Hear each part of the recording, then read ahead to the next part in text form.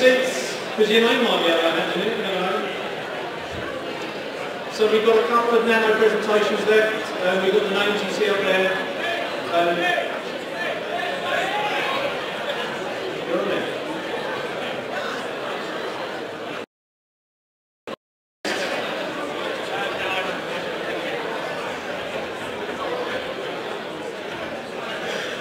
Three more nano presentations. What is going on? Here we go.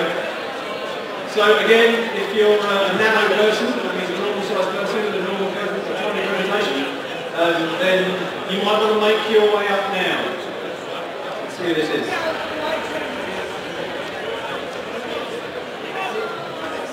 Ben, do you want to do another one? Or... We'll keep going, yeah, I think it's good. So, sorry, Ben, we'll remove you from here.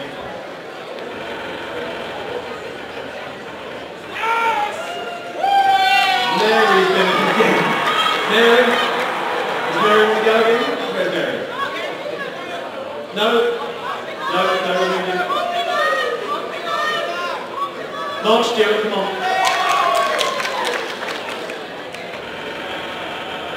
And the two to follow up are Namish, sorry.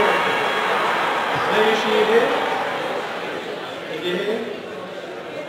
Is that Namish coming in? And finally, please set through. And it's clear.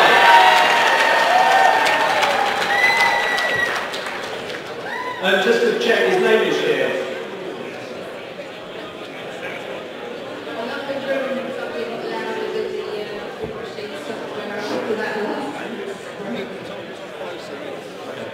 His name is here.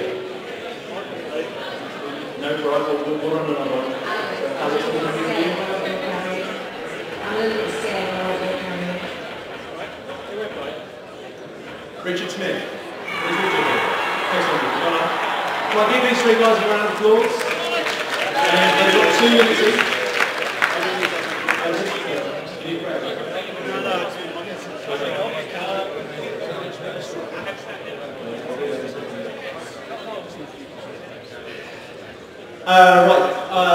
I'm Mark Stewart, I'm from the School of Gridlock, and I'm going to talk to you very briefly about something that I think you can do on a Monday morning. Now there's a huge amount of technology here tonight, a huge amount of great ideas, but I'm all about sticking to things you could walk in on Monday with a hangover, and you could do this in the classroom.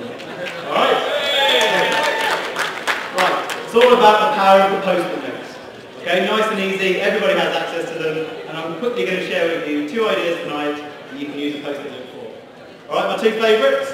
First one, I don't really know what I want to call it. I call it the progression post-it note.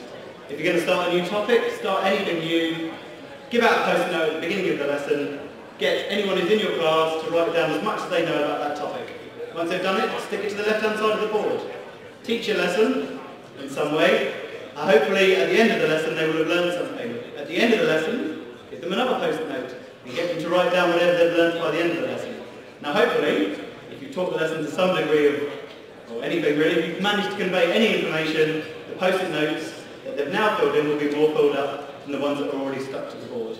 Alright? It's a very good way to show progression, and also a very undercover way to see if your lessons are actually working. Alright, but my favourite method, my favourite thing to do, is all about making sure you get around everybody in the class.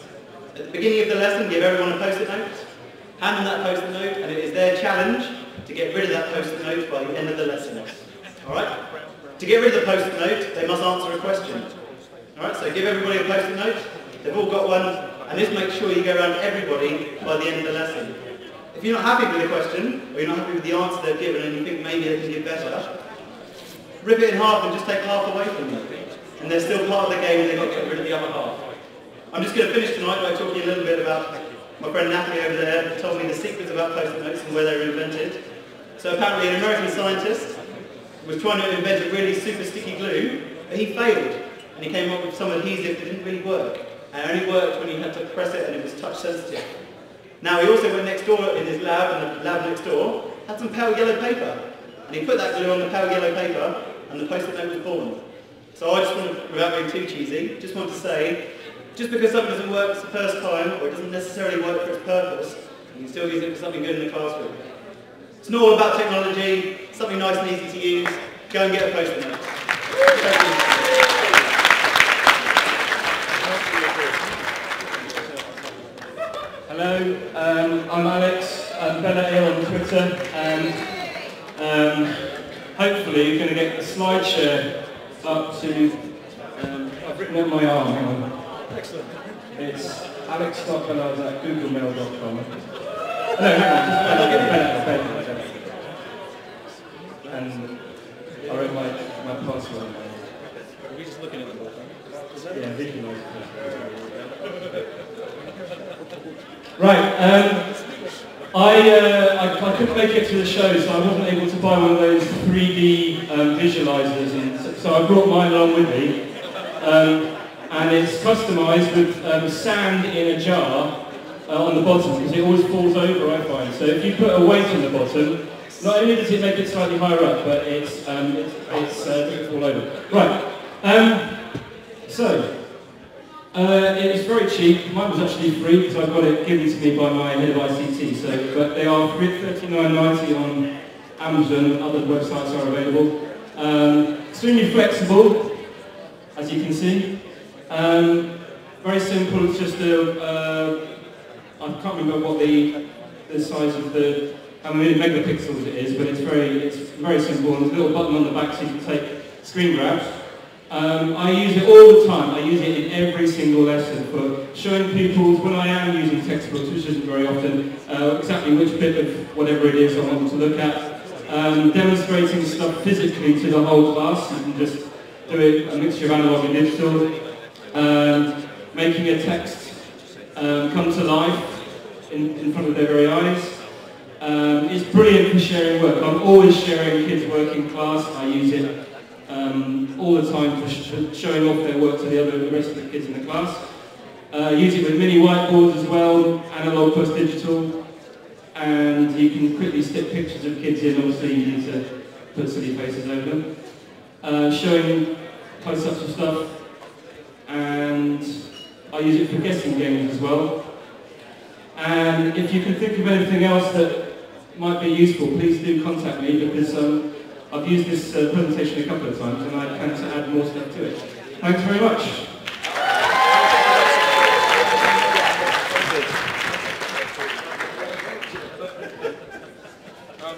Right, my name's Richard Smith. I'm Amazing ICT on Twitter. It's not really amazing, it's quite average actually, but this is the best moment of my life, but even better than my wedding day. But please, can you please not tweet that out as Amazing ICT, because I forgot my key and my wife will keep the door locked. So please don't tweet that, whatever you do. Okay, this is my website. It's not brilliant, that's why it's average. I'm going to show you, this is what I call my fun page. This is if everything goes pear-shaped in the year 11s. So this is my first video. This is my son who's sillier than me. We decided to make a fun video about table tennis.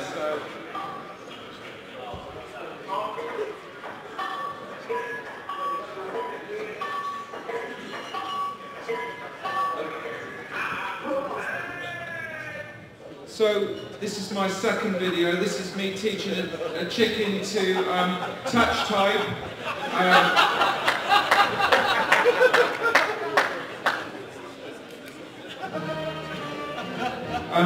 This is a commercial break, so if you wanted to do a rapid prize while this is going on. This is my son singing a song about computers. Megabyte, oh, it's bigger than that, it's a gigabyte. This is his ex-girlfriend.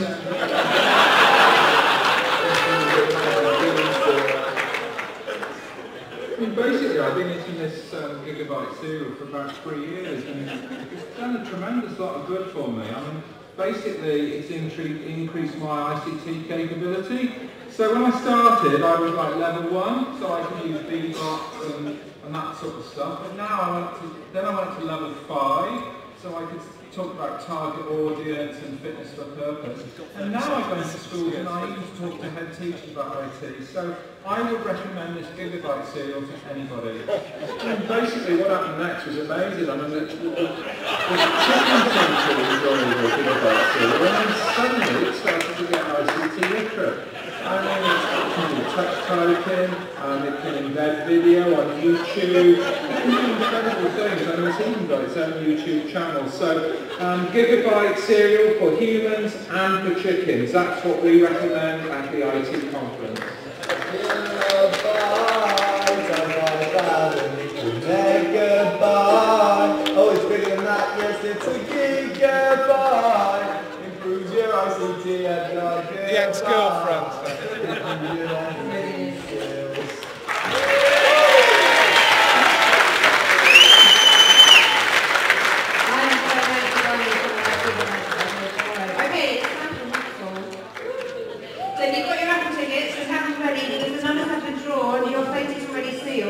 We made over £650 for Sally Hook. All of the sponsor money that's left over at the bar as well, and all of the extra booze that we don't drink will all be sent over there too, so well done for that. And also a really big up, a huge big up, I think you'll all agree, to Drew Buddie, who brought us all together.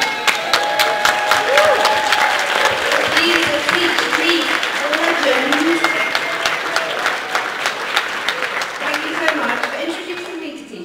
So, and now, having your tickets ready because we have the winners. The winners, right. We're going to rattle through these numbers. Don't go and get prizes now, go and get them at the end. That would just kind of help everyone stay. And also, a massive kerfuffle over the people fighting for the stuff. Right, so here are the numbers, if I can read them. So number, I'm not going to wait for a big round of applause, we're just going to read them out. Number 11, number 269, number 480, number 630, 322, 251, 317, 599, 105, I'm loving this, 506, 424, 611, 48, 576, 233, 313, 191, 348, 34, 477, 222, 226, someone's come up trumps tonight, 236, 451 and 600. You are all winners. Please go over there at the end. Hold the 5 and we've got more presentations coming up. So we'll move those now. And we'll go for fruit machine. Greg Hodgson.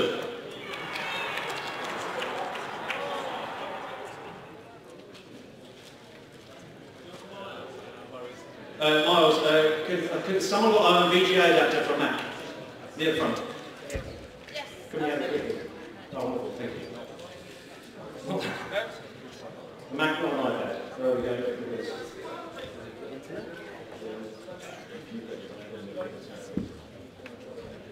Wrong way. Get another way. What do you want to do with this? What do you want to look at? Okay. That one. I got it. Go on. Can you go with it?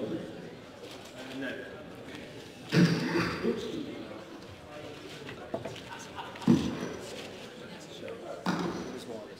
It's not working. Hi, I'm going to tell you, I'll be very quick actually, I'll tell you a little bit about a project that we've been working on. If I can kill that.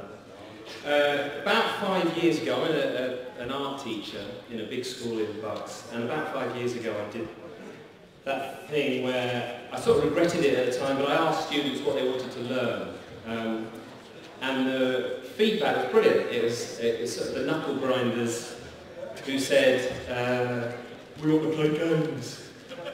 I just want to play games. And I said, well, yeah, that's great, but we can't teach you everything from playing games. We can teach some things. And we had a long conversation. It went on for a few weeks about the fact that they wanted to play games. And I was thinking, well, it'd be quite fun, but we've got to learn stuff as well.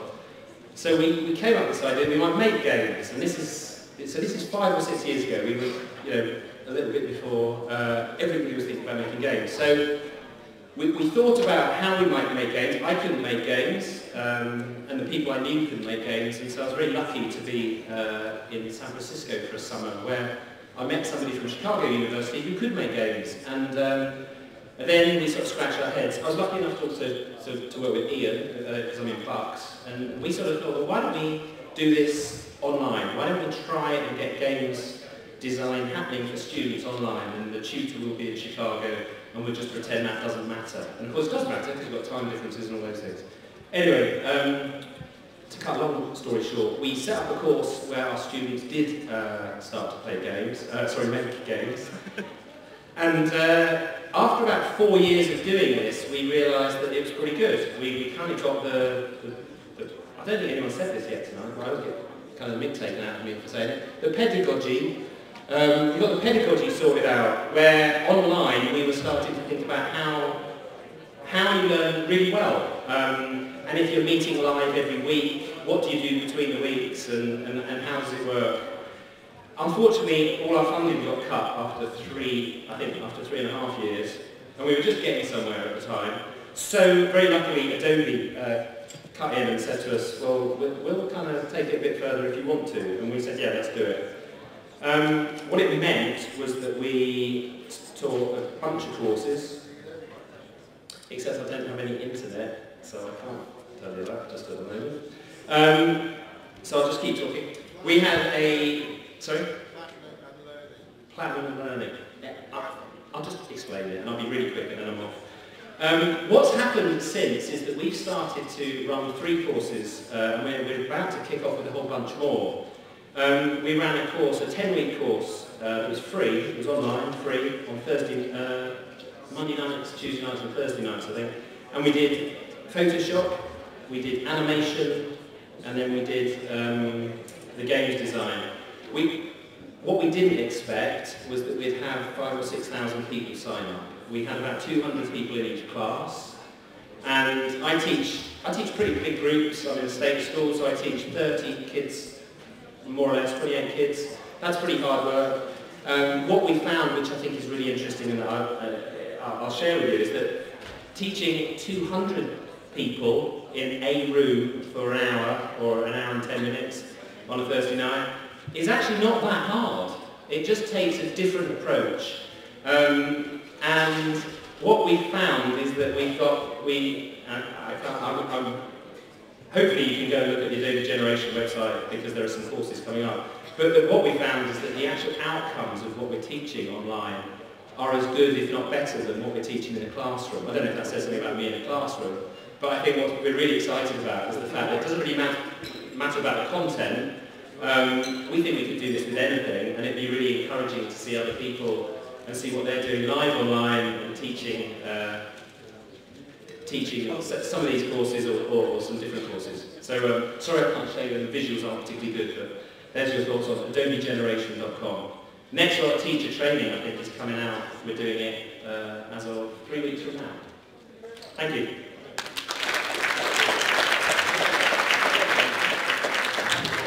Okay, while we just switch over the machine, we're going to do just one more now.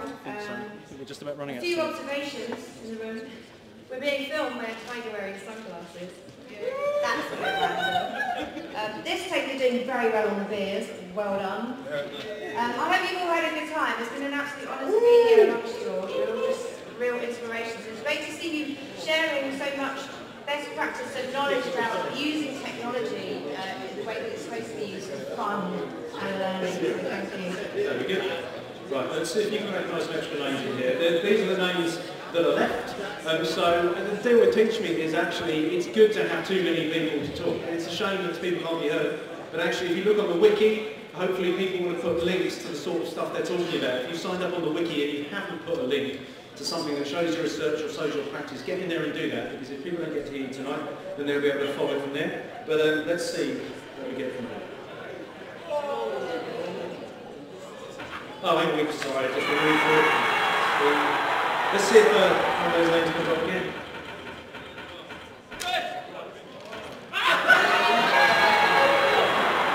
Mr. Twig, do you have anything to say about ICT and education?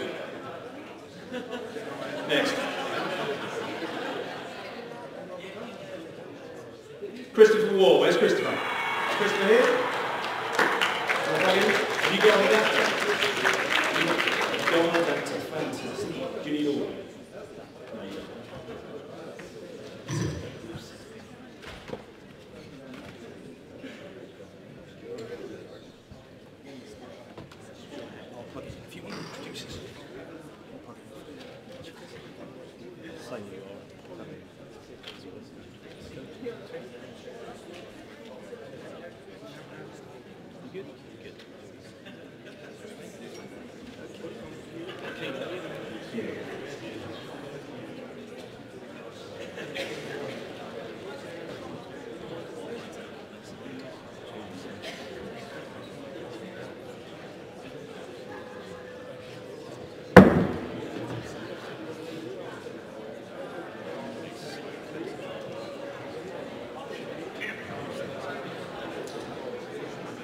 All right, it's quite interesting being the last. It's really nice to be here, so thank you very much. My name's Christopher Waugh, and I'm an English teacher, and so there'll be a bit of word here, but I think they're important words. I want to lay out a manifesto, in fact. I know there is technology in what I'm talking about, but it's definitely not about the technology. I want to talk about how to do our jobs better. So actually, if I was in my classroom and those people were talking right now, I'd just pause and glare. It's quite difficult not doing that, isn't it? So I'm talking here about what I want for my students. I start here every time. I want them to have agency. I want them to be in control and feel as if they're in control of their learning. I also want them to feel as if what they're doing is authentic. I want them to feel as if what they're doing has a place in the world, that it's real, and also I want their relationship with me to feel real. I don't want it to be something simply that they do as a exercise to please me, but something that is actually meaningful to them. And lastly, I want them to have alliances. I want them to feel as if they are working with people and collaborating on their own learning. And so I also am a teacher, and I care about pedagogy too, and I actually think about the things that I can do to improve the work that I do. One of my countrymen, John Hattie, has some things to say about that, and he says that we need to give our students quality feedback, and if we do, then it's going to make a difference to their outcomes. I have some rules for this for myself, that the feedback must happen in time, it must be specific, and it must generate a response from the students. But the way we do feedback, and I'm speaking as an English teacher, but also for many of you, is that we do major assessments dictated by the government and we give the feedback afterwards. And to me, after the race is run is not the time to give the advice, so it's not very good.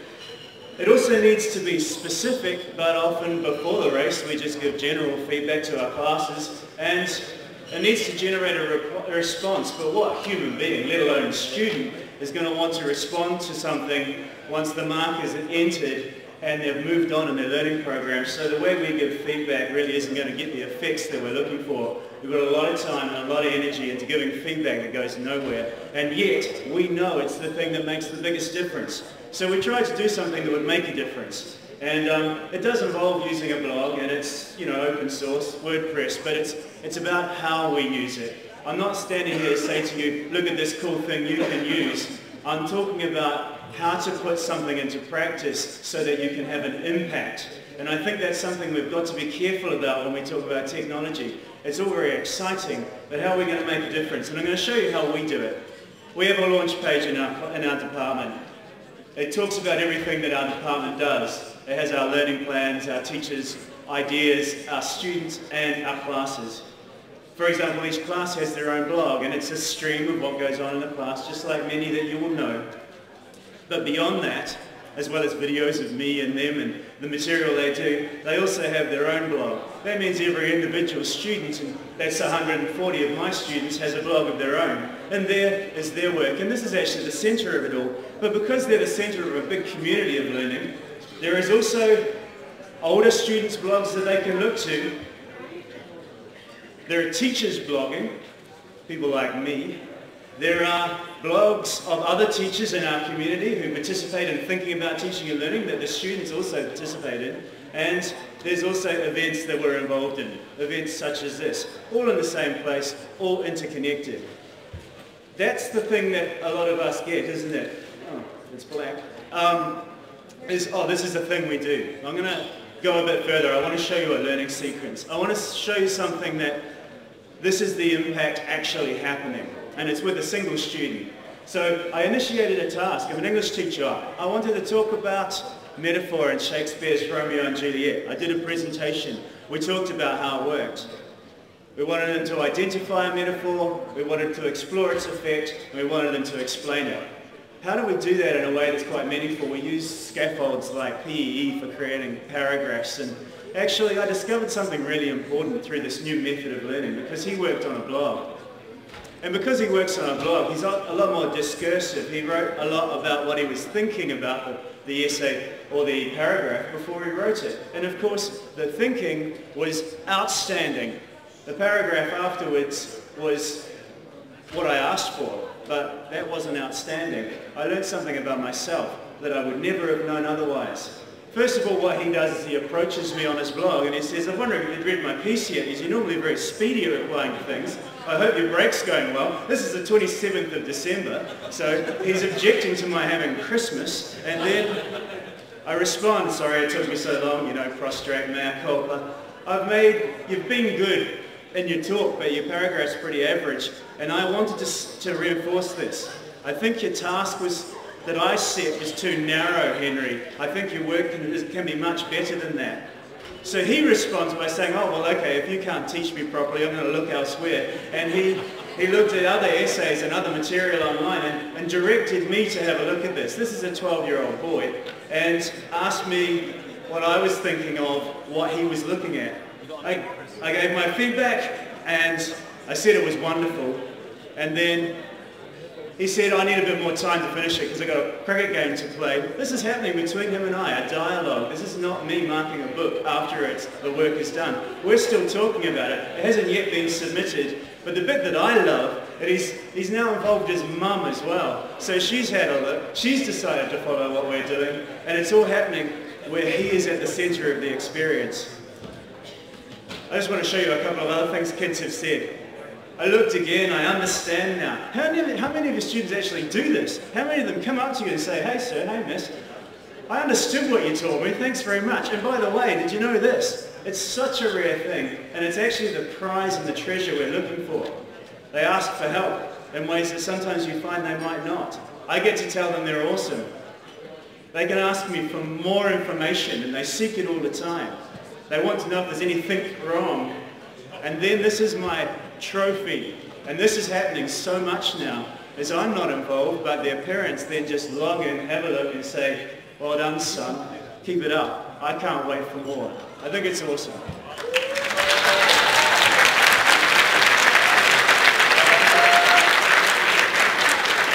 And you're welcome to have a look, it's edutronic.net, and it's there for you too. Thank you very much.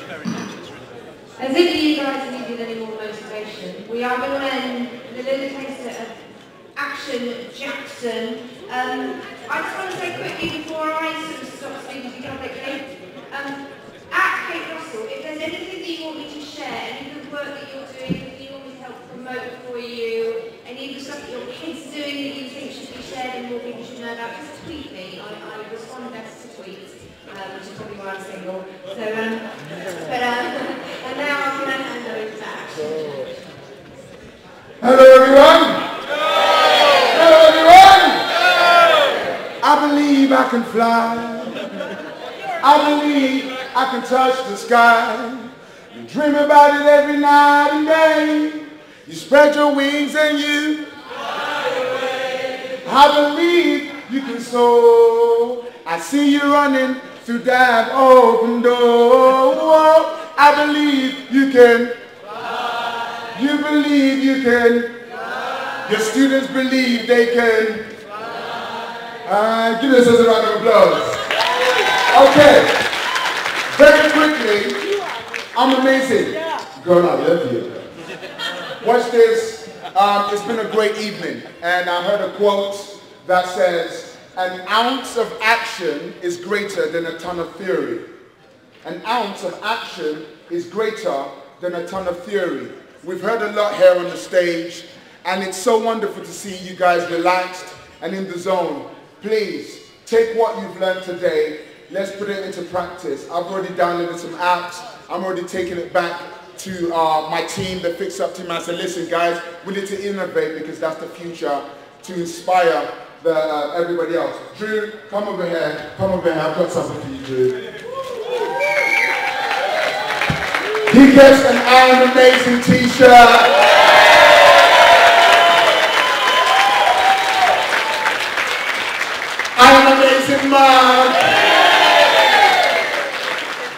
a Get Up and Go DVD because you are amazing. Now real quickly, 3 people, what are you going to do differently as a result of what you've learned today? Real quickly, just come up because I haven't got that much time. 3 people, who's going to take action? I said an ounce of action is better than a ton of theory. And right now you're pondering the theory of what I've just spoken about.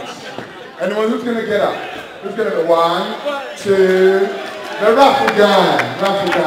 Give him a round of applause. Yes. So, TeachMeet 2013, what have you learned and what are you going to do differently? I love Miles' presentation, HTML5. We're going to go learn a bit more about that and see what I can do with HTML. Yay! He gets the mug! Next up.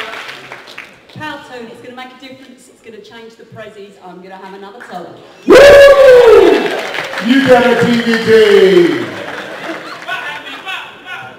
Teachers are generous. Thank you. You get a mug. Now guys, I don't know, for some of you might teach Key Stage 4. I've got some little handouts that you can give to your GCSE students to kind of help them get motivated. So I've got a whole stack of them. Please come and take them away to inspire them. Very last time, my name's Action Jackson. When I say teach me, you say what? I am amazing, you are amazing, we are amazing.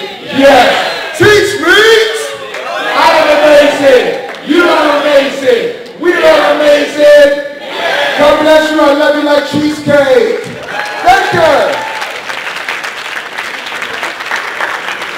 That is it for this evening. Now, if you're coming to the team sheets, Dawn has gone to prepare the way of where we're going. I believe it's Caribbean. Caribbean's up, I can't remember where it is. You come out the stairs, head to XL West, head up to the big hotel and turn left. I believe it's down there. It's called Caribbean Scene, I think. Caribbean Scene, that's it. If you're lost, ask Snowballs? Oh, right, yes. I'm so glad you said that. Snowball, for those who didn't hear. Snow is just finished. No, don't start yet. No, and it's not aeroplanes. And one little thing to leave you with an idea. You've all got a piece of paper, hopefully you've written your name, Twitter or email on it, and an idea from tonight. Strew the paper up into a little ball, and if you've got cameras ready, you might want to film this. The idea is to throw those as a snowball fight for 20 seconds. Then you hopefully don't leave the litter, pick up the nearest one, and that's the idea you will leave with the details of someone who gave you that idea, and you can follow up if you want. So, 3, 2, 1, snowball fight. You can stop now, pick up the nearest one to you, and take that idea away. Thank you very much, folks. You've won the prize for most tweets. Go and see the gentleman who's just got to his here. You've got a day on a dragonfly training goes in and give you your prize. Thank you very much, folks.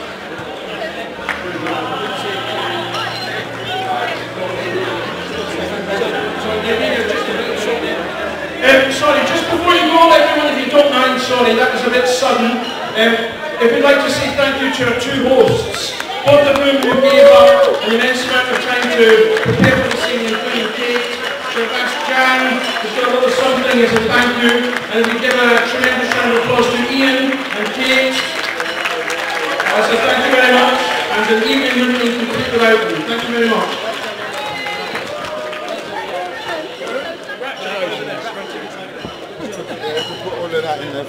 Thank you very much. You're a superstar. Yeah, you did great. Thank you very much. Thank you. Great putting together. That's how many hands? How many? Drop it and only just fix it. Over there. So, awesome.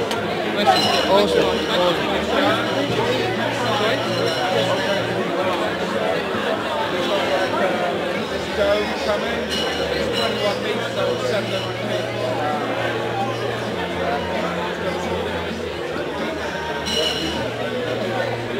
Yeah,